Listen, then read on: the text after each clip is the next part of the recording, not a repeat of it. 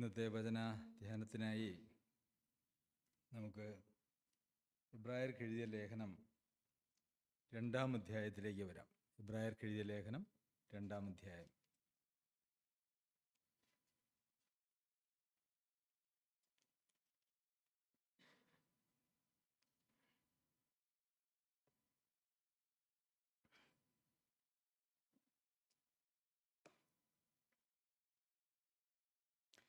എബ്രായർക്ക് എഴുതിയ ലേഖനം 2-ാം അധ്യായം, അതിൻ്റെ 1-ാമത്തെ വാക്യം. അതുകൊണ്ട് നാം വല്ലപ്പോഴും ഒഴുകിപ്പോകാതിരിക്കേണ്ടതിന് കേട്ടത് അധികം ശ്രദ്ധയോടെ കരുതിക്കൊള്ളുവാൻ ആവശ്യമാകുന്നു.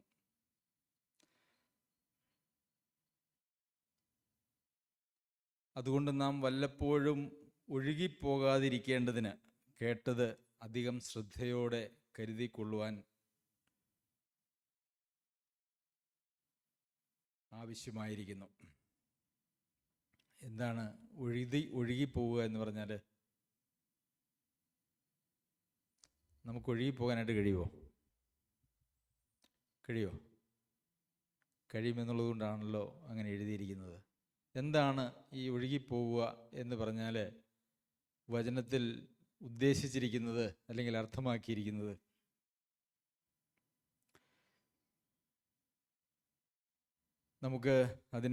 നമുക്ക് മനസ്സിലാകുന്ന മറ്റൊരു ഉദാഹരണത്തിലൂടെ ചിന്തിക്കാനായിട്ട് ശ്രമിക്കാം. നമുക്കറിയാം, ഒരു കെട്ടിടത്തിൻ്റെ ടെറസിലേക്കോ മുകളിലത്തെ നിലയിലേക്കോ കയറണമെങ്കിൽ അതിന് സ്റ്റെയർ കേസ് ഉണ്ട്, ചവിട്ടുപടികളുണ്ട്. അങ്ങനെ 10, 12, 15 ചവിട്ട് പടികൾ കയറിയാണ് നമ്മൾ അതിൻ്റെ മുകളിലെത്തുന്നത്. ഒരുവൻ വീണ്ടും ജന്മം പ്രാപിക്കുമ്പോൾ അല്ലെങ്കിൽ രക്ഷിക്കപ്പെടുമ്പോൾ അവരുടെ രക്ഷ ഒരു യാഥാർത്ഥ്യമാണ് എങ്കിൽ അവർ പിന്നെ വലിയ ഒരു സന്തോഷത്തിലാണ് ജീവിക്കുന്നത്. ഭയങ്കര സന്തോഷം അല്ലേ? അവർ പുതിയ സത്യമായിട്ടുള്ള സുവിശേഷം കേട്ടു, വിശ്വസിച്ചു, സ്നാനപ്പെട്ടു, ഒരു പുതിയ തുടക്കത്തിന് വേണ്ടി അവരാഗ്രഹിച്ച് അവരങ്ങനെ വളരെ വലിയ ഒരു സന്തോഷത്തിൽ മുമ്പോട്ട് പോവുകയാണ്. അപ്പോൾ അവരെവിടെ കയറിയതെന്നറിയാമോ? ഈ സ്റ്റെയർ കേസ് എല്ലാം കയറി അതിൻ്റെ മുകളിലെത്തി. അവരുടെ സന്തോഷത്തിൻ്റെ ഉന്നതിയിൽ വിശ്വാസത്തിന് വേണ്ടി ഏറ്റവും വലിയ ഉത്സാഹത്തോടെ ജീവിക്കുന്നതായ ഒരു അവസ്ഥ. അങ്ങനെയുള്ളൊരവസ്ഥയിലുണ്ടായിരുന്ന വിശ്വാസികൾക്കാണ് ഈ ലേഖനം എഴുതുന്നത്. എബ്രായ വിശ്വാസികൾ അങ്ങനെയുള്ള വിശ്വാസികളായിരുന്നു. യഹൂദ പശ്ചാത്തലത്തിൽ നിന്നും ന്യായപ്രമാണത്തിലൂടെ വെളിപ്പെടുത്തപ്പെട്ട അല്ലെങ്കിൽ വെളിപ്പെടുത്തിയിരിക്കുന്നതായുള്ള മെശിഹയാണ് യേശു എന്നവർ മനസ്സിലാക്കി ആ യേശുവിൽ വിശ്വസിച്ച് രക്ഷ പ്രാപിച്ച് മുമ്പോട്ട് ക്രിസ്തീയ ജീവിതം നയിക്കുന്നതായിട്ടുള്ള ആളുകളായിരുന്നു ഈ എബ്രായ വിശ്വാസികൾ എന്ന് പറയുന്നത്. അവരെക്കുറിച്ച് നമ്മൾ പിന്നീട് വായിക്കുമ്പോൾ അവർക്ക് ഒരു ഉത്തമ സമ്പത്തുണ്ട് എന്നറിഞ്ഞ് സമ്പത്തുക്കളുടെ അപഹാരവും നിങ്ങൾ സന്തോഷത്തോടെ സഹിച്ചുവല്ലോ എന്ന് നമ്മൾ വായിക്കുന്നുണ്ട്. അപ്പോൾ അവരുടെ ആ ആത്മീകമായിട്ടുള്ള താല്പര്യവും സന്തോഷവും അവരുടെ ഉത്സാഹവുമൊക്കെ ആ ഒരു ഒറ്റ വാക്യത്തിൽ നമുക്ക് കാണുവാനായിട്ട് കഴിയും. എന്താണ്? അവർക്ക് ഒരു സമ്പത്ത് സ്വർഗത്തിലുണ്ട് എന്നറിഞ്ഞ് ഈ ഭൂമിയിലുള്ള സമ്പത്തുക്കളുടെ അപഹാരം അവർ സന്തോഷത്തോടെ സഹിച്ചു. എന്ന് വെച്ചാൽ അവർ വിശ്വാസിയായി തീർന്നു, കർത്താവിൻ്റെ പിന്നാലെ തിരിച്ചു. അതിൻ്റെ പേരിൽ അവർ കൊള്ളയടിക്കപ്പെട്ടു.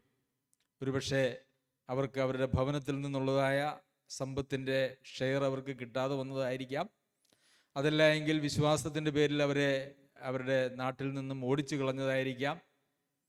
അങ്ങനെ അതല്ലെങ്കിൽ അവരുടെ വീടോ അല്ലെങ്കിൽ അവരുടെ വസ്തുവകകളൊക്കെ കൊള്ളയിട്ടതായിരിക്കാം. ഏത് നിലയിലാണെങ്കിലും അവരെ സംബന്ധിച്ചിടത്തോളം അതൊന്നും ഒരു വിഷയമായിരുന്നില്ല.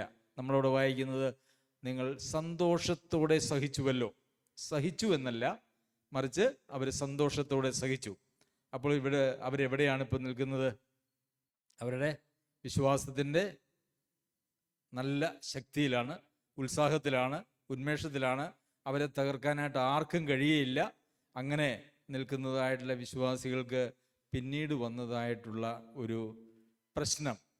അതായത് ആദ്യകാലങ്ങളിൽ വളരെയേറെ സന്തോഷത്തോടെ നിലനിന്നതായിട്ടുള്ള എബ്രായ വിശ്വാസികളോട് ഇവിടെ ലേഖനകാരൻ പറയുകയാണ്. എന്താണ് പറയുന്നത്?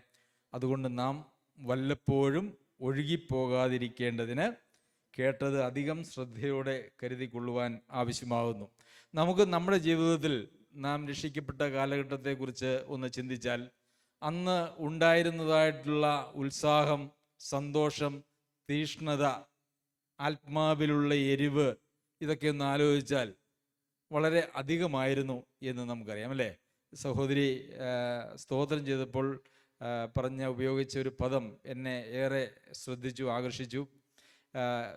ഈ സർവപ്രപഞ്ചത്തിൻ്റെയും സൃഷ്ടിതാവായ ദൈവത്തിൻ്റെ മകൾ അല്ലെങ്കിൽ മക്കൾ എന്നുള്ളതായ ആ സ്ഥാനത്തോട് അഭിമാനത്തോടെ ഈ ലോകത്ത് ജീവിക്കുവാൻ ദൈവം ഒരുക്കി, ദൈവം അവസരം നൽകി എന്നുള്ളത് ഓർക്കുകയുണ്ടായി. അതുപോലെ തന്നെ അത്ര വലിയ അഭിമാനത്തോടു കൂടി നാം വിശ്വാസത്തിൽ നിലനിൽക്കുകയും വരികയും ഒക്കെ ചെയ്തതായിട്ടുള്ള ആളുകളാണ്. അവരും അങ്ങനെയായിരുന്നു. ഞാൻ വിചാരിക്കുന്നു നമ്മളും അങ്ങനെയായിരുന്നു. ഇന്ന് അങ്ങനെ ആ ഒന്നാം നിലയിൽ കയറി നിന്നവരായിട്ടുള്ള നാം പിന്നെയും നിലകൾ മുകളിലോട്ട് പോകുവാനായിട്ടുണ്ട്. നമ്മളുടെ സന്തോഷവും നമ്മുടെ സമർപ്പണവും നമ്മളുടെ ജീവിതത്തിലുള്ളതായ രൂപാന്തരവും പിന്നെയും വർദ്ധിച്ച് വീണ്ടും വിശ്വാസ ജീവിതത്തിൻ്റെ നിലകൾ മുകളിലേക്ക് കയറിപ്പോകേണ്ടതായിട്ടുള്ള ഒരു ഉത്തരവാദിത്വവും സാധ്യതയുമാണ് ദൈവം നമുക്ക് നൽകിയിരിക്കുന്നത്. പത്രോസ് എഴുതിയ ലേഖനത്തിൽ കേവലം വിശ്വസിച്ചു എന്നുള്ളതല്ല, ആ വിശ്വാസത്തോട് കൂട്ടേണ്ടതായിട്ടുള്ള കാര്യങ്ങളുടെ ഒരു ലിസ്റ്റ് തന്നെ നാം വായിക്കുകയും ധ്യാനിക്കുകയും ചെയ്തിട്ടുള്ളതാണ്. ആ രക്ഷിക്കപ്പെട്ടപ്പോൾ ഉണ്ടായിരുന്നതായ ഒരു വിശ്വാസത്തിൽ അവിടെ നിൽക്കുവാനായിട്ടല്ല, മറിച്ച് അതിനെക്കുറിച്ച് ഉദ്ദേശിച്ചിരിക്കുന്നത് ആ വിശ്വാസത്തിൽ സമ്പന്നരായി ഉത്സാഹമുള്ളവരായി വിശ്വാസത്തോട് കൂട്ടേണ്ടതൊക്കെ കൂട്ടി അങ്ങനെ നമ്മൾ വളരെ ശക്തന്മാരായി മുമ്പോട്ട് പോകേണ്ടുന്ന, അതിനുവേണ്ടി ദൈവം വിളിച്ചിരിക്കുന്നതായിട്ടുള്ള നമ്മളോട് പറയുന്നതായിട്ടുള്ള വചനമാണ്, നിങ്ങൾ വല്ലപ്പോഴും ഒഴുകിപ്പോകാതിരിക്കേണ്ടതിന് കേട്ടത് അധികം ശ്രദ്ധയോടെ കരുതിക്കൊള്ളുവാൻ ആവശ്യമാകുന്നു. ശരി, നാം അങ്ങനെ ദൈവം നമ്മെക്കുറിച്ച് ആഗ്രഹിക്കുന്നതായിട്ടുള്ള വിശ്വാസത്തിൻ്റെ പടികൾ ചവിട്ടി കൂടുതൽ നിലകളിലേക്ക് നമ്മൾ പോകുന്നില്ല എങ്കിൽ പിന്നെ സംഭവിക്കാൻ പോകുന്നതായിട്ടുള്ള കാര്യമാണ് ഈ വല്ലപ്പോഴും അറിയാതെ ഒഴുകിപ്പോവുക എന്ന് പറയുന്നതായിട്ടുള്ള പരിപാടി. നമ്മൾ ഉത്സാഹമൊക്കെ അങ്ങോട്ട് വിട്ട്, ആദ്യത്തെ തീഷ്ണതയൊക്കെ വിട്ട്, ഒരു എരിവുമില്ലാതെ പതുക്കെ നമ്മളുടെ വിശ്വാസ ജീവിതത്തിൽ ഒരു തണുപ്പ് വരുവാനായിട്ടുള്ള സാധ്യതയുണ്ട്. അങ്ങനെ സാധ്യത ഉള്ളത് കൊണ്ടാണ് ഇവിടെ അങ്ങനെ ഒരു സാഹചര്യം വന്നതുകൊണ്ടാണ് ഈ എബ്രായ വിശ്വാസികൾക്ക് ഈ ലേഖനകാരൻ ഇപ്രകാരം എഴുതിയിരിക്കുന്നത്. വല്ലപ്പോഴും ഒഴുകിപ്പോകാതിരിക്കേണ്ടതിന് കേട്ടത് അധികം ശ്രദ്ധയോടെ കരുതിക്കൊള്ളേണ്ടത് ആവശ്യമാണ്. നാം രക്ഷിക്കപ്പെടുമ്പോൾ കേട്ടതായിട്ടുള്ള സുവിശേഷത്തിൻ്റെ സന്ദേശം എന്ന് പറയുന്നത് വളരെ കുറവ് മാത്രമാണ് എന്ന് നമുക്കറിയാം. വലിയ വചനമെല്ലാം കംപ്ലീറ്റ് പഠിച്ച് അതിൽ വലിയ പ്രാവീണ്യമൊക്കെ നേടി ശരിതെറ്റുകളെയൊക്കെ വിവേചിച്ചറിഞ്ഞ് സത്യ ഉപദേശമൊക്കെ മനസ്സിലാക്കിയിട്ടല്ല ഒരാൾ രക്ഷിക്കപ്പെടുന്നത്. സുവിശേഷത്തിൻ്റെ പ്രസംഗം കേൾക്കുന്നതിലൂടെയാണ്. നമ്മുടെ പാപത്തിൻ്റെ പരിഹാരം കർത്താവായ യേശു ക്രിസ്തു വരുത്തി ദൈവവുമായിട്ടുള്ള സമാധാനത്തിൽ മുമ്പോട്ട് പോകാനായിട്ടുള്ള ഒരു വഴി ഒരുക്കിയിട്ടുണ്ട്. അത് സ്വീകരിക്കുവാൻ നമുക്ക് മനസ്സാണോ എന്നുള്ള കേവലം ലളിതമായിട്ടുള്ള ചില വാക്കുകളുടെ അടിസ്ഥാനത്തിലാണ് നാം വീണ്ടും ജന്മം പ്രാപിച്ച് നമ്മുടെ ജീവിതത്തെ ദൈവത്തിന് സമർപ്പിച്ച് നമ്മൾ വരുന്നത്, വിശ്വാസത്തിലേക്ക് വരുന്നത്. എന്നാൽ അതിനുശേഷമാണ് നമ്മൾ ദൈവവചനത്തിലെ സത്യങ്ങളൊക്കെയും പഠിക്കുന്നത്. അങ്ങനെ വീണ്ടും ജന്മം പ്രാപിച്ചതായ രക്ഷിക്കപ്പെട്ടതായിട്ടുള്ള ഒരാൾക്ക് അവരുടെ ജീവിതത്തെ സംബന്ധിച്ച് ദൈവത്തിനുള്ള പരിപാടികൾ എന്തൊക്കെയാണ് എന്ന് മനസ്സിലാക്കുന്നത് അതിന് ശേഷമാണ് എന്നുള്ളത് നമുക്കറിയാമല്ലോ. അതിൻ്റെ ഭാഗമായിട്ടാണ് നമ്മൾ ദൈവവചനം പഠിക്കുവാനായിട്ട് സ്വന്തമായും അതുപോലെ തന്നെ കൂട്ടമായും ഒക്കെ പഠിക്കാൻ നമ്മൾ ഏറെ ശ്രദ്ധ ചെലുത്തുന്നത്. എന്നാൽ അങ്ങനെ നമുക്കൊരു വളർച്ച നമ്മുടെ ജീവിതത്തിൽ മുമ്പോട്ട് സംഭവിക്കുന്നില്ല എങ്കിൽ പിന്നെ സംഭവിക്കാൻ സാധ്യതയുള്ളൊരു കാര്യം ഞാൻ പറയാം. ഈ വല്ലപ്പോഴും ഒഴുകി പോകുന്നതിനെ കുറിച്ചാണ്. പലപ്പോഴും നമുക്ക് രക്ഷിക്കപ്പെട്ട് കഴിഞ്ഞാൽ പിന്നെ അവിടെ വളർച്ചയില്ലാതെ ഉത്സാഹമില്ലാതെ അവിടെ നിന്ന് പോയാൽ പിന്നെ നമ്മൾ ഒരു സ്റ്റെപ്പ്, നമ്മൾ സ്റ്റെയർ കേസിൽ കൂടെ കയറി ഒന്നാം നിലയിൽ എത്തിയിരിക്കുന്ന അവസ്ഥയിലാണെന്ന് വിചാരിച്ചോളൂ. നമ്മൾ ഒരു സ്റ്റെപ്പ് താഴേക്ക് ഇറങ്ങും. ഒരു സ്റ്റെപ്പ് എന്ന് പറഞ്ഞാൽ എത്ര ദൂരമുണ്ട്? ഒരടിയിൽ താഴെ, അല്ലേ? 3/4 അടിയാന്ന് തോന്നുന്നു. ഒരു സ്റ്റെപ്പിൻ്റെ ഹൈറ്റ് എന്ന് പറയുന്നത്. ഒരടിയിൽ താഴെ മാത്രം, അതായത് ആ വിശ്വാസ ജീവിതത്തിൻ്റെ തീക്ഷ്ണതയിൽ നിന്ന് ഒരല്പം മാത്രം തീക്ഷ്ണത കുറഞ്ഞ്. എന്നാൽ നമുക്ക് വിശ്വാസമുണ്ടോ എന്ന് ചോദിച്ചു കഴിഞ്ഞാൽ ഉണ്ട്, സഭായോഗമുണ്ടോ എന്ന് ചോദിച്ചു കഴിഞ്ഞാൽ ഉണ്ട്, കൂട്ടായ്മയുണ്ടോ എന്ന് ചോദിച്ചാൽ ഉണ്ട്. പക്ഷെ ചെറിയ ഒരു വ്യത്യാസം അതിനകത്ത് വന്നു. അപ്പോൾ നമ്മൾ ആ ഒരു വ്യത്യാസത്തെ നമ്മളങ്ങനെ കാര്യമായി പരിഗണിക്കുന്നില്ല. നമ്മൾ നോക്കുമ്പം നമ്മുടെ ചുറ്റുമുള്ള ആളുകളൊക്കെ അതുപോലെയൊക്കെ തന്നെയാണ് ജീവിക്കുന്നത്. അപ്പം നമ്മൾ ഈ ഒരടി താഴെ ഇറങ്ങി നമ്മൾ അവിടെ അങ്ങ് ഉറയ്ക്കും, അല്ലേ? കുറച്ച് കാലം അവിടെ അങ്ങ് ഉറച്ച് നമ്മളങ്ങ് ജീവിക്കും. അത് കഴിഞ്ഞ് കഴിയുമ്പം ഇതേപോലെ വിവിധങ്ങളായിട്ടുള്ള പ്രശ്നങ്ങളുണ്ട്, നമ്മുടെ ജീവിത പ്രശ്നങ്ങളുണ്ട്, അതുപോലെ തന്നെ നമ്മൾ ചുറ്റും കാണുന്ന ആളുകളുടെ ജീവിതത്തിൽ പ്രശ്നങ്ങളുണ്ട്, കുടുംബത്തിൽ പ്രശ്നങ്ങളുണ്ട്. അങ്ങനെയൊക്കെ വന്നു കഴിഞ്ഞ് കഴിയുമ്പം നമ്മൾ പതുക്കെ ഒരടി കൂടെ താഴേക്ക് ഇറങ്ങും. അങ്ങനെ ഈ ഒരടി കൂടെ താഴേക്ക് ഇറങ്ങുമ്പോഴും യഥാർത്ഥത്തിൽ നമ്മൾ മനസ്സിലാക്കുന്നില്ല നമ്മൾ താഴേക്ക് പോരുകയാണെന്ന്. കാരണം നമ്മെ മറ്റുള്ളവരുമായിട്ട് താരതമ്യം ചെയ്ത് നോക്കുമ്പോൾ നമുക്കങ്ങനെ വലിയ പ്രശ്നമൊന്നുമില്ല. നമ്മൾ മറ്റുള്ളവരെ പോലെയോ അല്ലെങ്കിൽ അവരെക്കാൾ ഒരു അല്പം മെച്ചമോ എന്ന് ചിന്തിക്കുന്ന നിലയിൽ നമ്മളങ്ങനെ അവിടെയുമായിരിക്കുന്നു. അങ്ങനെ പടിയായിട്ട് നമ്മുടെ വിശ്വാസത്തിൻ്റെ തീക്ഷ്ണത കുറഞ്ഞ് നമ്മൾ യഥാർത്ഥത്തിൽ എവിടുന്നാണോ തുടങ്ങിയത് അങ്ങോട്ട് എത്തിച്ചേരുന്നു. പക്ഷെ അപ്പോഴും എന്തുണ്ട്? അപ്പോഴും ആരാധനയുണ്ട്, അപ്പോഴും പ്രാർത്ഥനയുണ്ട്, അപ്പോഴും ദൈവവചന പഠനമുണ്ട്, അപ്പോഴും കൂട്ടായ്മയുണ്ട്, എല്ലാമുണ്ട്. പക്ഷെ നമ്മുടെ ജീവിതത്തിൽ നമ്മൾ ഓരോ പടികൾ നമ്മളറിയാതെ പതുക്കെ നമ്മുടെ നിലവാരം താഴേക്ക് പോകുന്നു. ഈ താഴേക്ക് പോകുന്ന ഏറ്റവും താഴെ വന്നു നിന്ന് നമ്മൾ നോക്കുമ്പോഴും നമ്മൾ കാണുന്ന ആളുകളിലൊക്കെ അതേ നിലവാരമുണ്ട്. അവരെക്കാളൊന്നും ഞാൻ ഒട്ടും മോശക്കാരനല്ല അല്ലെങ്കിൽ മോശക്കാരിയല്ല എന്നുള്ള ഒരു ആശ്വാസം മാത്രമാണ് ആ സമയത്ത് നമ്മളുണ്ടാകുന്നത്.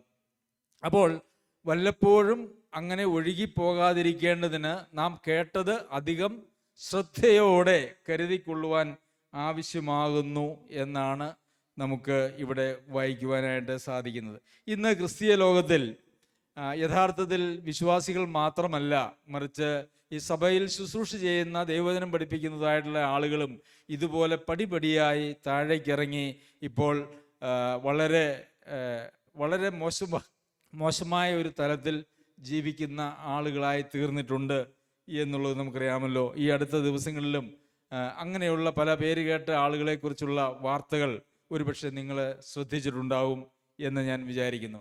പ്രിയമുള്ളവരെ, കേട്ടത് എന്താണ് എന്ന് നമുക്ക് ഒന്നാമത്തെ അധ്യായത്തിൻ്റെ 1-2 വാക്യങ്ങളിൽ നമുക്ക് കാണുവാനായിട്ട് കഴിയും. ദൈവം പണ്ട് ഭാഗമായിട്ടും വിവിധമായിട്ടും പ്രവാചകന്മാർ മുഖാന്തരം പിതാക്കന്മാരോട് അരുളി ചെയ്തിട്ട് ഈ അന്ത്യകാലത്ത് പുത്രൻ മുഖാന്തരം നമ്മോട് അരുളി ചെയ്തിരിക്കുന്നു.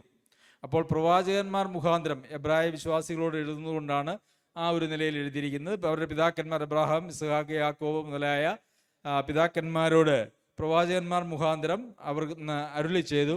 അതിനുശേഷം ഇന്ന് ഈ അന്ത്യകാലത്ത് പുത്രൻ മുഖാന്തരം നമ്മോട് അരുളി ചെയ്തിരിക്കുന്നു. അപ്പോൾ പുത്രൻ മുഖാന്തരം നമ്മളോട് അരുളി ചെയ്തിരിക്കുന്നു, അല്ലെങ്കിൽ പുത്രൻ നമ്മളോട് അരുളി ചെയ്തിരിക്കുന്നതായിട്ടുള്ള കാര്യങ്ങളുണ്ട്. അപ്പോൾ ആ അരുളി ചെയ്തിരിക്കുന്നതായ പുത്രൻ അരുളി ചെയ്തിരിക്കുന്നതായ അല്ലെങ്കിൽ പുത്രനിൽ നിന്ന് അപ്പസ്തോലന്മാർ വെളിപ്പാടായി ലഭിച്ച് വേദപുസ്തകത്തിൽ നമുക്ക് രേഖപ്പെടുത്തി തന്നിരിക്കുന്നതായിട്ടുള്ള കാര്യങ്ങൾ, അത് സ്വീകരിച്ചിരിക്കുന്നതായിട്ടുള്ള, അത് കേട്ടതായിട്ടുള്ള നാം അത് ഏറ്റവും ശ്രദ്ധയോടെ കരുതിക്കൊള്ളുവാൻ, അധികം ശ്രദ്ധയോടെ കരുതിക്കൊള്ളുവാൻ ആവശ്യമാകുന്നു.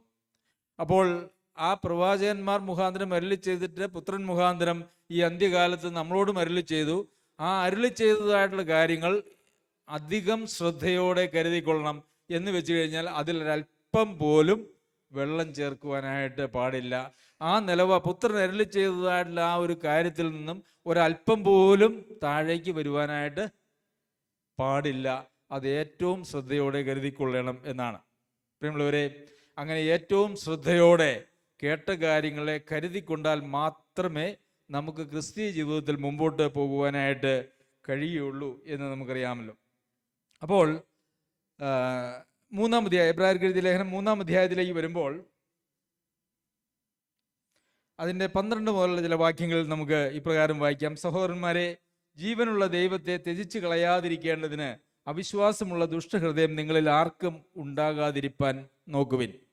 അപ്പോൾ ഇത് ആർക്കാണ് എഴുതുന്നത്? സഹോദരന്മാർക്കാണ്. സഹോദരന്മാരെ എന്ന് വിളിച്ചുകൊണ്ടാണ് ഇത് എഴുതുന്നത്. 2-ാം അധ്യായത്തിലും അതുകൊണ്ട് നാം വല്ലപ്പോഴും ഒഴുകിപ്പോകാതിരിക്കേണ്ടതിന്, ഈ നാം എന്ന് പറയുന്നതിൽ ലേഖനകാരനുമുണ്ട്, ഇത് എഴുതി കൊടുക്കുന്നതായിട്ടുള്ള വിശ്വാസികളുമുണ്ട് എന്നുള്ളത് നമുക്കറിയാം. അപ്പോൾ ഈ ലേഖനം എഴുതിയിരിക്കുന്നത് വിശ്വാസികൾക്കാണ് എന്നുള്ളത് നമുക്ക് കാണുവാനായിട്ട് കഴിയും. അത് അവിടെ നമ്മൾ വായിക്കുന്ന സഹോദരന്മാരെ, ജീവനുള്ള ദൈവത്തെ ത്യജിച്ച് കളയാതിരിക്കേണ്ടതിന് അവിശ്വാസമുള്ള ദുഷ്ടഹൃദയം നിങ്ങളിൽ ആർക്കും ഉണ്ടാകാതിരിക്കാൻ നോക്കുവിൻ. അപ്പോൾ ഒഴുകിപ്പോകാതിരിക്കാനായിട്ട് നിങ്ങൾ നോക്കണം എന്നാണ് ഇവിടെ പറഞ്ഞിരിക്കുന്നത്. പലപ്പോഴും നമുക്കുണ്ടാകുന്ന പ്രശ്നം എന്താണെന്നറിയാമോ? നമ്മൾ ഈ 1-ാം നിലയിൽ നിന്ന് ഒരൊറ്റ ചാട്ടം ചാടി താഴേക്ക് വന്നു കഴിഞ്ഞാൽ അതൊക്കെ എല്ലാവരും ശ്രദ്ധിക്കും, അല്ലേ? അങ്ങനെയുള്ള ചാടുന്ന ആളുകളുമുണ്ട്. വിശ്വാസം വിട്ട് അവരുടെ പഴയ വിശ്വാസത്തിലേക്കും മതത്തിലേക്കും ഒക്കെ തിരികെ പോകുന്നതായിട്ടുള്ള ആളുകളുണ്ട്. നിരീശ്വരവാദികളായി തീരുന്നതായിട്ടുള്ള ആളുകളുണ്ട്. അതൊക്കെ ഒരൊറ്റ ചാട്ടമാണ്, അത് നമുക്ക് മനസ്സിലാക്കുവാനായിട്ട് കഴിയും. പക്ഷേ ഈ ഒഴുകിപ്പോകുന്ന ഓരോ അടി അനേക വർഷങ്ങൾ കൊണ്ട് താഴേക്ക് പോകുന്നതായിട്ടുള്ള ആ ഒരു വ്യത്യാസം ഈ ഒഴുകിപ്പോകുന്ന ആളുകൾ പോലും അറിയുകയില്ല, സഭകൾ അതറിയില്ല. ഇത് വ്യക്തികൾക്ക് മാത്രമല്ല, സഭയുടെയും നിലവാരം അങ്ങനെ കീഴോട്ട് പോകുവാനായിട്ടുള്ള സാധ്യതയുണ്ട്. അപ്പോൾ ഇവിടെ സഹോദരന്മാരെ എന്ന് വിളിച്ചുകൊണ്ട് പറയുന്നു, എന്നാൽ സഹോദരന്മാരെ, ജീവനുള്ള ദൈവത്തെ ത്യജിച്ച് കളയാതിരിക്കേണ്ടതിന്. അപ്പോൾ ത്യജിക്കണമെങ്കിൽ എന്തുണ്ട്? നമുക്കത് ഉണ്ടായിരിക്കണം, അല്ലേ? എനിക്കില്ലാത്തൊരു കാര്യത്തെ ത്യജിക്കാനായിട്ട് സാധിക്കുമോ? എനിക്കില്ലാത്ത കാര്യം ത്യജിക്കാൻ പറ്റുമോ? എനിക്ക് ജീവനുള്ള ദൈവത്തെ സഹോദരന്മാരെന്നുള്ള നിലയിൽ വിശ്വസിച്ച് ദൈവത്തിൽ വിശ്വസിച്ചതായിട്ടുള്ള ആളുകളോട് പറയുകയാണ്, സഹോദരന്മാരെ, ജീവനുള്ള ദൈവത്തെ ത്യജിച്ച് കളയുന്ന ഒരവസ്ഥ നിങ്ങളിൽ ഉണ്ടാവരുത്. എങ്ങനെയാണ് ജീവനുള്ള ദൈവത്തെ ത്യജിച്ച് കളയുന്നത്? അവിശ്വാസമുള്ള ദുഷ്ടഹൃദയം നിങ്ങളിൽ ആർക്കും ഉണ്ടാകാതിരിക്കാൻ നോക്കുവിൻ. അപ്പോൾ എന്താണ് ദുഷ്ടഹൃദയത്തിൻ്റെ പ്രത്യേകത? എന്താ?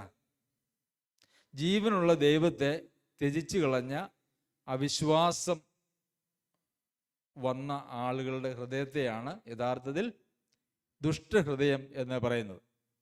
ജീവനുള്ള ദൈവത്തെ ത്യജിച്ച് കളയുന്ന അവിശ്വാസമുള്ള ദുഷ്ടഹൃദയം നിങ്ങളിൽ ആർക്കും ഉണ്ടാകാതിരിക്കാൻ നോക്കുവിൻ. അതൊരു മുന്നറിയിപ്പാണ്. എന്താണ്?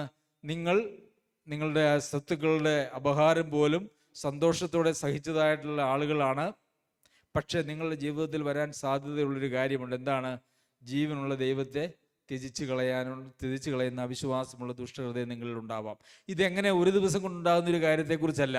ഇതിനു മുമ്പിൽ 2-ാം അധ്യായത്തിൽ പറഞ്ഞു, നിങ്ങൾ കേട്ടത് അധികം, വല്ലപ്പോഴും ഒഴുകിപ്പോകാതിരിക്കേണ്ടത് നിങ്ങൾ കേട്ടത് അധികം ശ്രദ്ധയോടെ കരുതിക്കൊള്ളണം. അങ്ങനെ അധികം ശ്രദ്ധയോടെ കരുതിക്കൊണ്ടില്ല എങ്കിൽ സാവകാശം വന്ന് നമ്മുടെ ജീവിതത്തിൽ സംഭവിക്കാൻ പോകുന്ന കാര്യമാണ്. അത് തുടർന്ന് നിങ്ങൾ വായിച്ചു നോക്കിയാൽ അത് മനസ്സിലാകുന്നതാണ്. സാവകാശമാണ് ഈ അവിശ്വാസമുള്ള ദുഷ്ടഹൃദയം നമ്മളിൽ ഉണ്ടാവുന്നത്. അല്ലാതെ നമ്മളെ സംബന്ധിച്ചിടത്തോളം നമ്മൾ സഭായോഗങ്ങൾക്കൊക്കെ പോകുന്നുണ്ട്, പ്രാർത്ഥിക്കുന്നുണ്ട്, ബൈബിൾ വായിക്കുന്നുണ്ടെങ്കിൽ നമ്മളുടെ ചിന്ത എന്താണെന്നറിയാമോ? നമ്മൾ വിശ്വാസികളാണെന്നാണ്. എന്നാൽ ആ വിശ്വാസം നമ്മുടെ ജീവിതത്തിൽ നമ്മളറിയാതെ ഒഴുകിപ്പോകുന്നതിൻ്റെ ഭാഗമായിട്ട് അവിശ്വാസമുള്ളൊരു ദുഷ്ടഹൃദയം നമ്മൾ ഉണ്ടാകാനായിട്ടുള്ള എല്ലാ സാധ്യതയുണ്ട്. നമ്മുടെ ജീവിതത്തിൽ പ്രശ്നങ്ങളും പ്രതിസന്ധികളും ഒക്കെ വരുമ്പോൾ നമ്മൾ എങ്ങനെയാണ് അതിനെ സമീപിക്കുന്നത് എന്നൊന്ന് ശ്രദ്ധിച്ചാൽ, നമ്മൾ ഒഴുകിപ്പോയ ഒരവസ്ഥയിലാണോ, അവിശ്വാസമുള്ളൊരു ദുഷ്ടഹൃദയം നമ്മളിലുണ്ടോ എന്നുള്ളത് നമുക്ക് മനസ്സിലാക്കാനായിട്ട് സാധിക്കും. നമ്മൾ സഭായോഗത്തിന് പോകുന്നുണ്ട് എന്നുള്ളത് കൊണ്ടോ, നമ്മൾ ദൈവവചനം വായിക്കുകയും പഠിക്കുകയും മീറ്റിങ്ങുകൾക്ക് പങ്കെടുക്കുകയും ചെയ്യുന്നുണ്ട് എന്നുള്ളത് കൊണ്ടോ നാം വിശ്വാസത്തിൽ നിന്ന് പോയില്ല എന്ന് ചിന്തിക്കുവാനായിട്ട് നമുക്ക് സാധിക്കുകയില്ല. ഇതെല്ലാം നടന്നുകൊണ്ടിരിക്കുകയും ഇതെല്ലാം നമ്മുടെ ജീവിതത്തിൽ ഉണ്ടാകുകയും എന്നാൽ നാം വിശ്വാസത്തിൽ നിന്ന് പിന്മാറിപ്പോകാനായിട്ടുള്ള ഒരു സാധ്യതയുമുണ്ട്. അത് സാവകാശം നടക്കുന്നതായിട്ടുള്ള ഒരു കാര്യമാണ്. നാം വിശ്വാസത്തിലാണോ എന്നറിയാനായിട്ട് അതുകൊണ്ട് പള്ളിയിൽ പോകുന്നുണ്ടോ ഇല്ലയോ, അല്ലെങ്കിൽ മീറ്റിങ്ങുകൾക്ക് പോകുന്നുണ്ടോ ഇല്ലയോ എന്നുള്ളത് ഒരു ടെസ്റ്റേ അല്ല എന്നുള്ളതാണ്. നമ്മുടെ ജീവിതത്തിൽ ദൈവം നമ്മളെ കടത്തിവിടുന്നതായിട്ടുള്ള പരീക്ഷകളിലൂടെ, പരിശോധനകളുടെ സമയത്ത് നമ്മൾ ദൈവവചനപ്രകാരം അത്തരം പരിശോധനകളെ നേരിടുന്നുവെങ്കിൽ നാം വിശ്വാസത്തിൽ നിലനിൽക്കുന്നവരും വളരുന്നവരുമാണ്. അതല്ല ആ സമയത്ത് നമ്മളുടെ ഇഷ്ടവും നമ്മുടെ താല്പര്യവും അതല്ല എങ്കിൽ കർത്താവിനെ വിട്ട് നമ്മളുടേതായിട്ടുള്ള പരിഹാര മാർഗങ്ങളിലേക്കുമാണ് നാം പോകുന്നതെങ്കിൽ യഥാർത്ഥത്തിൽ നാം വിശ്വാസത്തിൽ നിന്ന് നമ്മൾ അറിയാതെ തന്നെ ഒഴുകിപ്പോയ ആളുകളാണ് എന്ന് നമുക്ക് കാണാനായിട്ട് കഴിയും. അപ്പോൾ ഒരു മുന്നറിയിപ്പാണ്. എന്താണ്? നിങ്ങളുടെ ജീവിതത്തിൽ നിങ്ങൾ വിശ്വാസത്തെ ത്യജിച്ചു കളഞ്ഞ് അങ്ങനെ ഒരു ദുഷ്ടഹൃദയത്തിന് ഉടമയായി തീരാനായിട്ടുള്ള സാധ്യതയുണ്ട് എന്നുള്ള ഒരു മുന്നറിയിപ്പ്. അപ്പോൾ ഒരു സഭായോഗത്തിന് വരുന്ന ഒരാൾക്ക് അവർ ഒഴുകിപ്പോയ ഒരവസ്ഥയിൽ, അല്ലെങ്കിൽ ഒഴുകിപ്പോയിക്കൊണ്ടേയിരിക്കുന്ന ഒരു അവസ്ഥയിലാണെങ്കിൽ അവരുടെ ഹൃദയം എന്ന് പറയുന്നത് ദൈവസന്നിധിയിൽ സ്വീകാര്യമല്ലാത്ത ദുഷ്ടഹൃദയം, ഈ ദുഷ്ടഹൃദയത്തിനൊരു പക്ഷേ ഒരു വളർച്ച അല്ലെങ്കിൽ തളർച്ച ഉണ്ടായിരിക്കും. ദുഷ്ടതയിൽ കൂടി വരുമ്പോൾ വളരെ ദുഷ്ടത നിറഞ്ഞ അവസാനം ജീവനുള്ള ദൈവത്തെ ത്യജിച്ച് കളഞ്ഞു എന്ന് പറയത്തക്ക നിലയിലുള്ളതായ ഒരവസ്ഥയിലേക്ക് അവർ വന്നുപെടുവാനായിട്ടുള്ള സാധ്യതയുണ്ട്. അപ്പോൾ അങ്ങനെ ആർക്കും ഉണ്ടാകാതിരിക്കാൻ നോക്കുവിൻ. അപ്പോൾ അതിനൊരു ശ്രദ്ധ നമുക്ക് ആവശ്യമാണ് എന്നുള്ളതാണ് നമുക്കിവിടെ കാണുവാനായിട്ട് കഴിയുന്നത്. നിങ്ങളാരും പാപത്തിൻ്റെ ചതിയാൽ കഠിനപ്പെടാതിരിക്കേണ്ടതിന് ഇന്ന് എന്ന് പറയുന്നിടത്തോളം നാൾ തോറും അന്യോന്യം പ്രബോധിപ്പിച്ചുകൊള്ളുവിൻ. അപ്പോൾ എങ്ങനെയാണ് ഒരു അവിശ്വാസമുള്ള ദുഷ്ടഹൃദയം നമ്മളിൽ ഉണ്ടാകുന്നത്? അതാണ് തൊട്ട് താഴെയുള്ള ഈ വാക്യം പറയുന്നത്. എന്താണ്? നിങ്ങളാരും പാപത്തിൻ്റെ ചതിയാൽ കഠിനപ്പെടാതിരിക്കേണ്ടതിന് അന്യോന്യം സൂക്ഷിച്ചുകൊള്ളുക. എങ്ങനെയാ പാപത്തിൻ്റെ ചതിയാൽ കഠിനപ്പെടുന്നത്? ഒരു ഉദാഹരണം പറയാം. ദൈവസഭ ഒരു ശരീരമാണ് എന്നും ഒരു ശരീരത്തിൻ്റെ അവയവങ്ങൾ പോലെ ഐക്യത്തിലും സ്നേഹത്തിലും ഏകമനസ്സോടെ ഏകഹൃദയത്തോടെ ഒന്നായി ജീവിക്കേണ്ടവരാണ് ഒരു ദൈവസഭയിലെ അംഗങ്ങൾ എന്നുള്ളതൊക്കെ നമുക്കറിയാം, അല്ലേ? മനുഷ്യരെല്ലാവരും, സഭയിലെ വിശ്വാസികളെല്ലാവരും വിശ്വസ്തരാണ്. പല പശ്ചാത്തലത്തിൽ നിന്ന് പല പ്രത്യേകതകളുള്ളവരായിട്ടുള്ള ആളുകളെയാണ് കർത്താവ് വീണ്ടെടുത്ത് എല്ലാവരിലും ഒരേ വിശ്വാസവും എല്ലാവരിലും ഒരേ ആത്മാവും കൊടുത്ത് ഒരു ശരീരമാക്കി കർത്താവ് പണിയുന്നത്.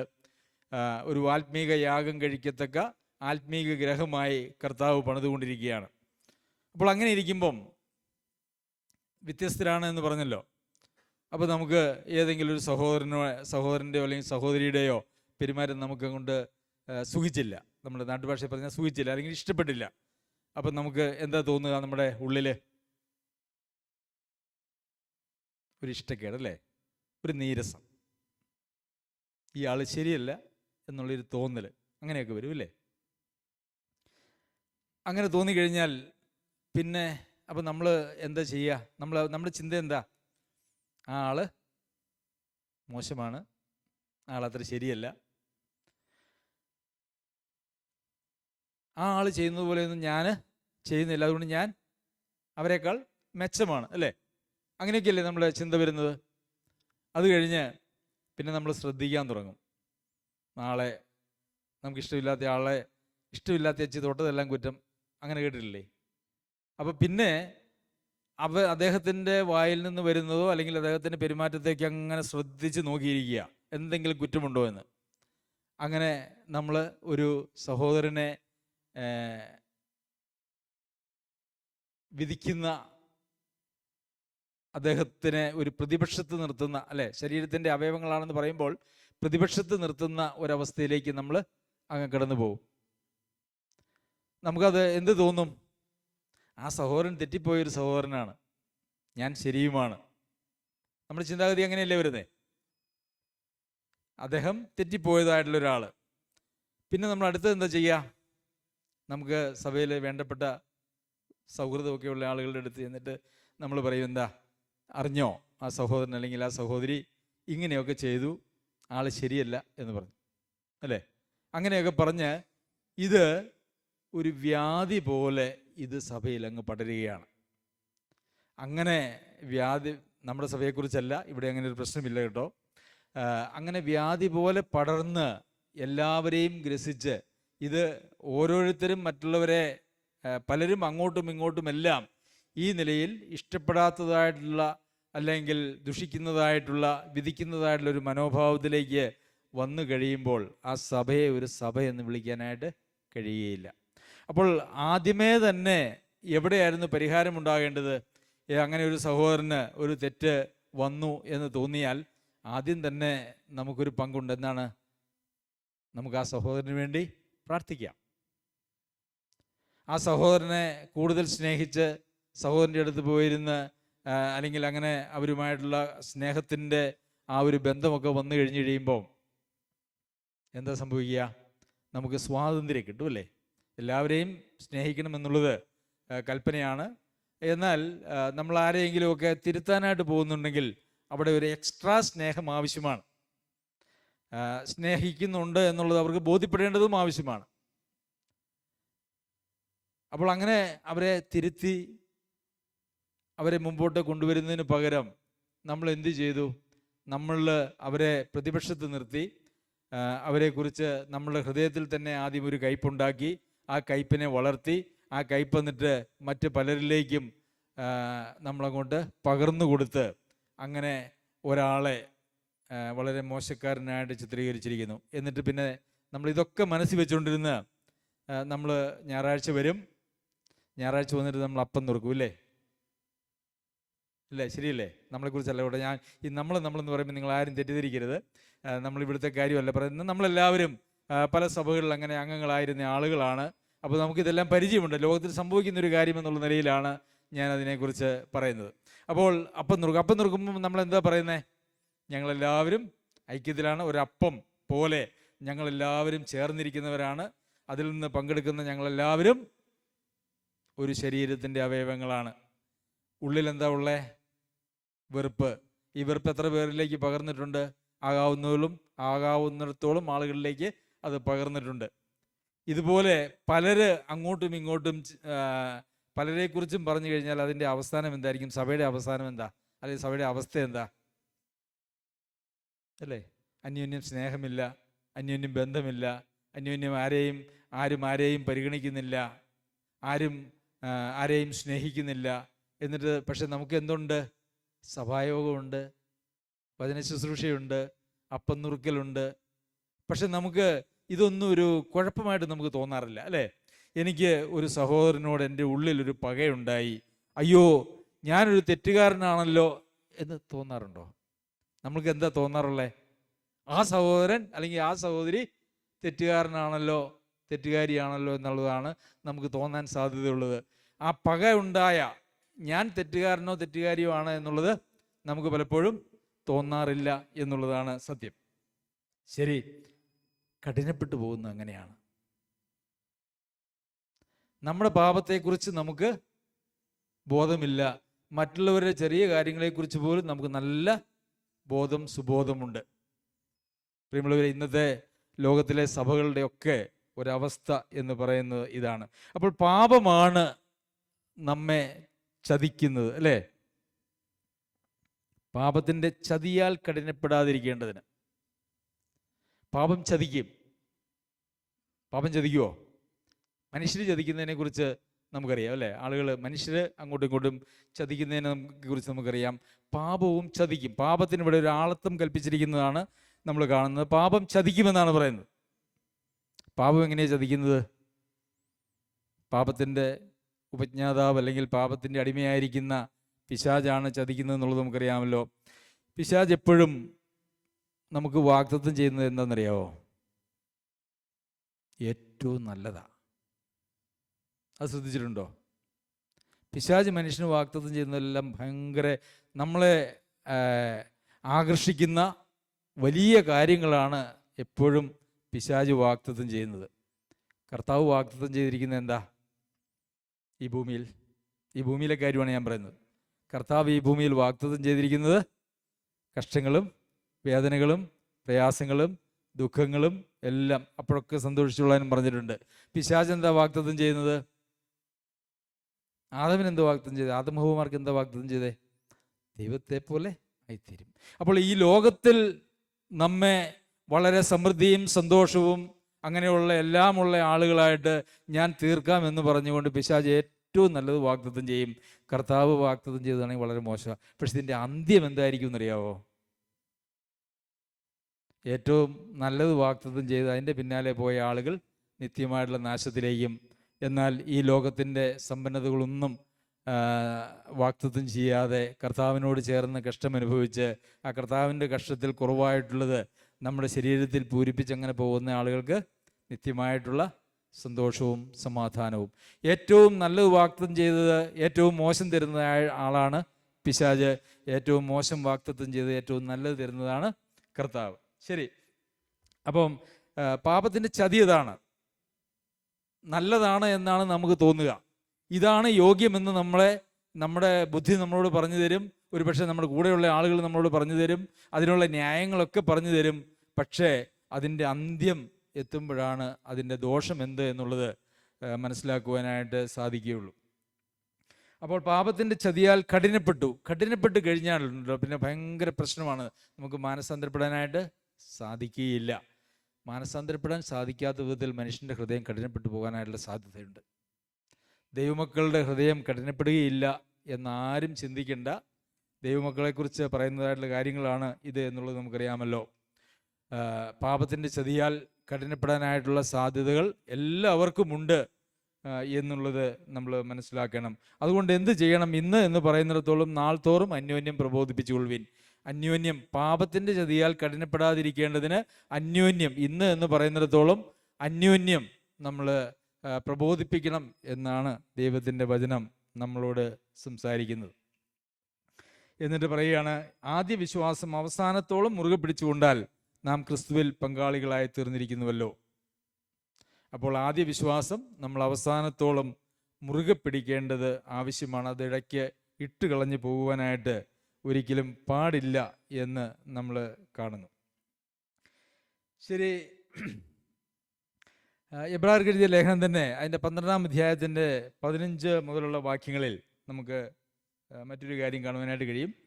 ആരും ദൈവകൃപ വിട്ട് പിന്മാറുകയും വല്ല കയ്പുള്ള വേരും മുളച്ച് കലക്കമുണ്ടാക്കി അനേകർ അതിനാൽ മലിനപ്പെടുകയും ആരും ദുർനിറപ്പുകാരനോ ഒരു ഊണിന് ജ്യേഷ്ഠാവകാശം വിറ്റുകളഞ്ഞ ഏശാവിനെ പോലെ അഭക്തനോ ആയി തീരുകയും ചെയ്യാതിരിപ്പാൻ കരുതിക്കൊള്ളുവിൻ. അവൻ പിന്നത്തേതിൽ അനുഗ്രഹം ലഭിപ്പാൻ ആഗ്രഹിച്ചു, കണ്ണുനീരോടുകൂടി അപേക്ഷിച്ചിട്ടും തള്ളപ്പെട്ടു, മാനസാന്തരത്തിന് ഇട കണ്ടില്ല എന്ന് നിങ്ങൾ അറിയുന്നുവല്ലോ. ഇവിടെ ഒരു ഉദാഹരണം പഴയ നിയമത്തിൽ നിന്നെടുത്ത് പറയുകയാണ് ചെയ്യുന്നത്. എന്താണ്? ആരും ദൈവകൃപ വിട്ട് പിന്മാറരുത്. അപ്പോൾ ദൈവകൃപ വിട്ട് പിന്മാറാനായിട്ടുള്ള സാധ്യതയുണ്ട്. ആരും പിന്മാറരുത് എന്നാണ് പറയുന്നത്. പിന്നെ വല്ല കയ്പുള്ള വേരും മുളച്ച് കലക്കമുണ്ടാക്കി അനേകർ അതിനാൽ മലിനപ്പെടുകയും.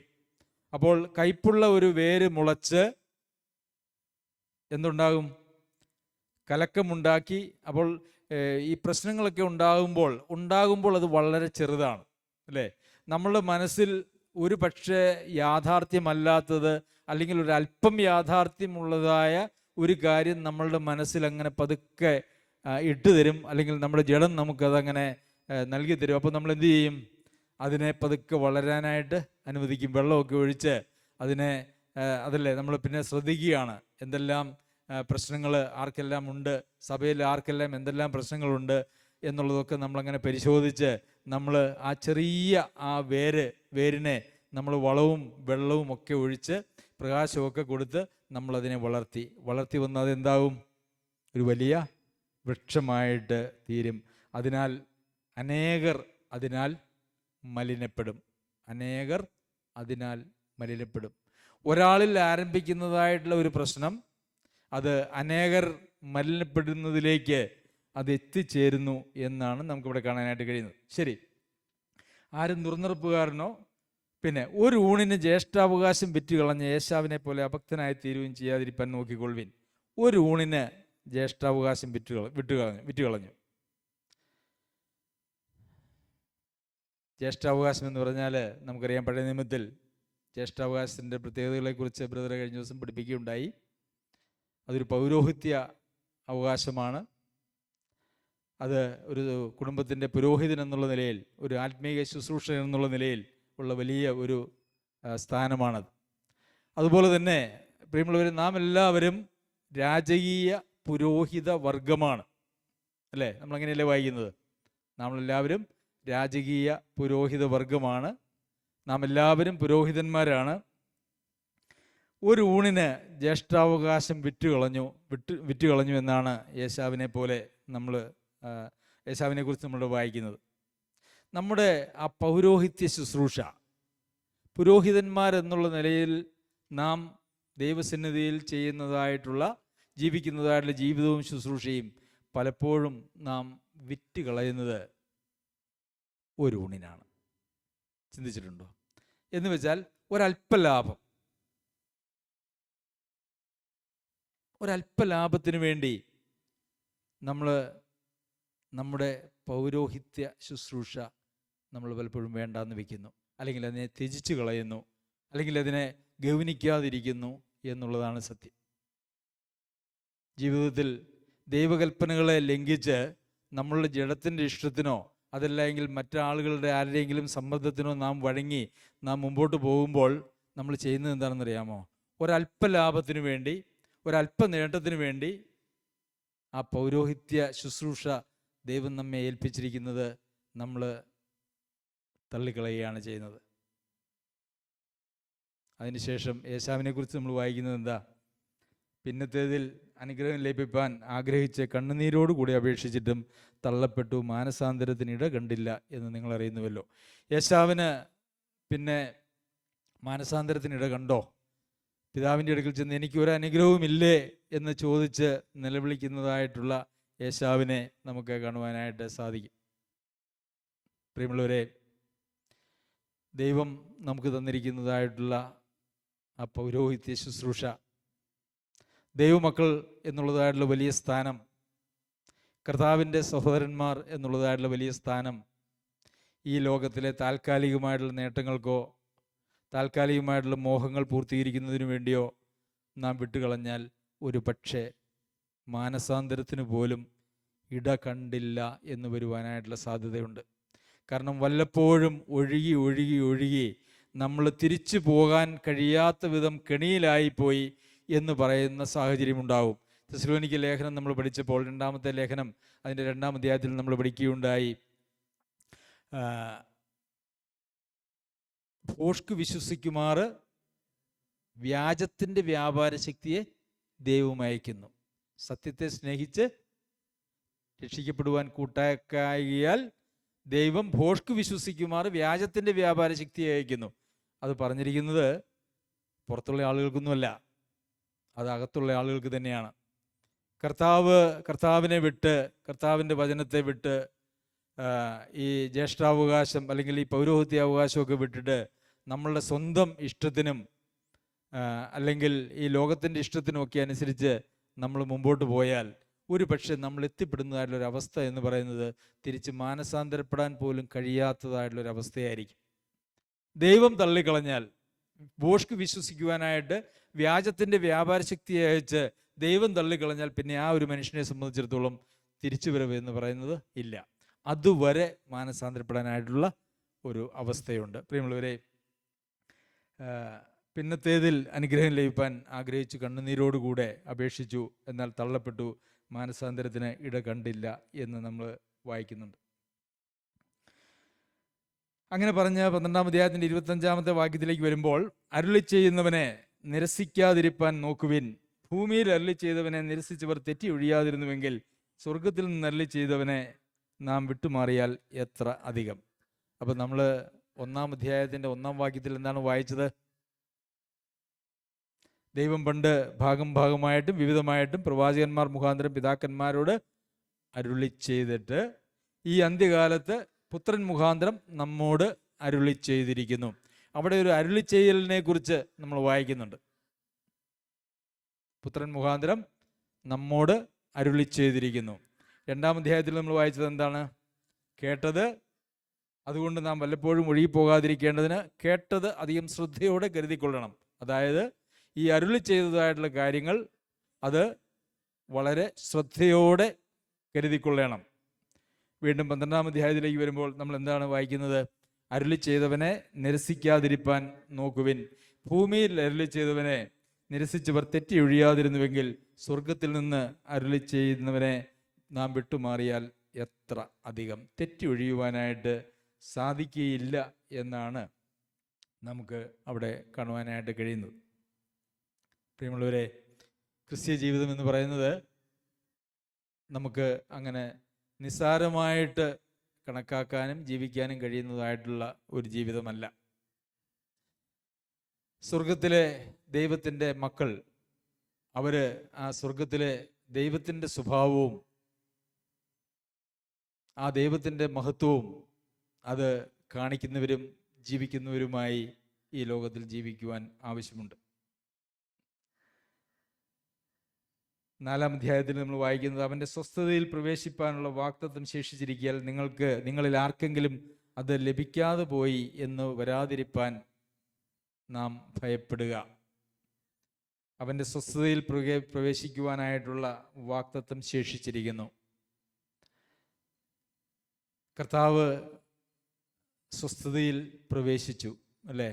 7-ാമത്തെ ദിവസത്തിലാണ് നമ്മൾ ഇന്നും ജീവിക്കുന്നത്. 7-ാമത്തെ ദിവസം കഴിഞ്ഞിട്ടില്ല. കർത്താവ് ആ സ്വസ്ഥതയിൽ പ്രവേശിച്ചു. ആ സ്വസ്ഥതയിലേക്ക് പ്രവേശിക്കുവാനായിട്ടുള്ള ഒരു വാഗ്ദത്തം നമുക്ക് ഉണ്ട്. അത് ലഭിക്കാതെ പോയി എന്ന് വരാതിരിപ്പാൻ നാം ഭയപ്പെടുക. അവരെ പോലെ നാമും ഒരു സദ്വർത്തമാനം കേട്ടവരാകുന്നു, എങ്കിലും കേട്ടവരിൽ വിശ്വാസമായി പരിണമിക്കായകൊണ്ട് അത് അവർക്ക് ഉപകാരമായി വന്നില്ല. അപ്പോൾ ധാരാളം ആളുകൾ സദ്വർത്തമാനം കേട്ടു, അവരിലത് വിശ്വാസമായി പരിണമിച്ചില്ല, അതുകൊണ്ട് അവർക്കത് ഉപകാരമായി വന്നില്ല. എന്നാൽ ആ സദ്വർത്തമാനം കേട്ട് അത് വിശ്വസിച്ച് നമുക്കത് ഉപകാരമായി വന്നു. എന്നാൽ അവിടെ നിന്ന് പിന്നീട് നാം കേൾക്കുന്നതായിട്ടുള്ള വചനങ്ങളൊക്കെയും നമ്മളുടെ വിശ്വാസമായിട്ട് പരിണമിച്ചാൽ മാത്രമേ അത് നമുക്ക് ഉപകാരമായിട്ട് വരികയുള്ളൂ എന്നുള്ളതാണ്. നമുക്ക് പലപ്പോഴും നാം കേൾക്കുന്നതായിട്ടുള്ളൊരു വാക്യമുണ്ടല്ലോ, അല്ലെങ്കിൽ നാം പറയുന്നതായിട്ടുള്ള വാക്യമുണ്ടല്ലോ, ഒന്നിനെക്കുറിച്ചും വിചാരപ്പെടരുത്, എല്ലാറ്റിലും പ്രാർത്ഥനയാലും അപേക്ഷയാലും നിങ്ങളുടെ ആവശ്യങ്ങൾ സ്തോത്രത്തോടു കൂടി ദൈവത്തെ അറിയിക്കുക അത്രേ വേണ്ടത്. എന്നാൽ സകല ബുദ്ധിയെയും കവിയുന്ന ദൈവിക സമാധാനം നിങ്ങളുടെ ഹൃദയങ്ങളെയും നിലകളെയും ക്രിസ്തുയേശുവിൽ കാക്കും. നിങ്ങളുടെ സകല ചിന്താകുലവും അവൻ്റെ മേലെ ഇട്ടുകൊള്ളുക. ശരി, അത് നമ്മളുടെ വിശ്വാസമായി പരിണമിച്ചിട്ടുണ്ടോ? നമുക്ക് എല്ലാവർക്കും കാണാപ്പാടം അറിയാം, അല്ലേ? എല്ലാവർക്കും തന്നെ കാണാപ്പാടമായിട്ട് അറിയാം. അത് വിശ്വാസമായി പരിണമിച്ചിട്ടുണ്ടോ? ഉണ്ടോ? അത് വിശ്വാസമായി പരിണമിച്ചാൽ എന്തെങ്കിലും ഒരു പ്രശ്നം വന്നു കഴിഞ്ഞ് കഴിയുമ്പം നമ്മൾ തളർന്നു പോകുമോ? ഇല്ല. നമ്മളൊരു പ്രതിസന്ധിയെ അഭിമുഖീകരിക്കുമ്പോൾ നമ്മൾ തളർന്നു പോവുകയും പിറുപിറുക്കുകയും ഒക്കെ ചെയ്യുന്ന ആളുകളാണെങ്കിൽ അതിൻ്റെ അർത്ഥം എന്താണെന്നറിയാമോ? നമുക്ക് കാണാപ്പാടം അറിയാം, നമ്മുടെ ബുദ്ധിയിൽ അതുണ്ട്, പക്ഷെ അത് വിശ്വാസമായി പരിണമിച്ചിട്ടില്ല. അപ്പൊ വിശ്വാസമായി പരിണമിക്കാത്ത ധാരാളം കാര്യങ്ങൾ നമ്മുടെയൊക്കെ ജീവിതത്തിലുണ്ട്. കഷ്ടത സഹിഷ്ണുതയെയും സഹിഷ്ണുത സിദ്ധതയെയും സിദ്ധത പ്രത്യാശയും ഉളവാക്കുന്നു എന്നറിഞ്ഞ് നാം കഷ്ടങ്ങളിലും പ്രശംസിക്കുന്നു, അല്ലേ? എല്ലാവർക്കും അറിയാൻ പാടില്ലേ? കഷ്ടങ്ങൾ വരുമ്പോൾ ആരെങ്കിലും പ്രശംസിക്കുന്നുണ്ടോ? അയ്യോ, ദൈവം എനിക്കൊരു കഷ്ടത തന്നു, സന്തോഷം. ആരെങ്കിലും പറഞ്ഞവരാരെങ്കിലും ഉണ്ടെന്ന് കൈപൊക്കിക്കേ. അയ്യോ, ഒരാളും ഇല്ലേ? അതാ പറഞ്ഞ വിശ്വാസമായിട്ട് പരിണമിച്ചിട്ടില്ല. അപ്പൊ നമ്മൾ ഈ ദൈവവചനമൊക്കെ കേൾക്കുന്നു, നമ്മളതൊക്കെ പഠിക്കുന്നു, നമുക്കത് കാണാപ്പാടം അറിയാം, വീണ്ടും വീണ്ടും കേൾക്കുന്നു, എന്നിട്ട് നമ്മുടെ ബുദ്ധിയിൽ കാണാപ്പാടം പഠിച്ചു എന്നുള്ളതല്ലാതെ ഇതൊന്നും നമ്മുടെ വിശ്വാസമായി പരിണമിച്ചിട്ടില്ല. അതുകൊണ്ട് എന്താ സംഭവിച്ചത്? അത് ഉപകാരമായി വന്നില്ല, അല്ലേ? അങ്ങനെയല്ലേ നമ്മൾ വായിക്കുന്നത്? അവർക്ക് ഉപകാരമായി വന്നില്ല. പ്രിയമുള്ളവരെ, നമ്മുടെ ദൈവവചന പഠനം അത് വിശ്വാസമായിട്ട് പരിണമിക്കാത്ത പഠനമാണെങ്കിൽ അതുകൊണ്ട് യാതൊരു ഉപകാരവുമില്ല.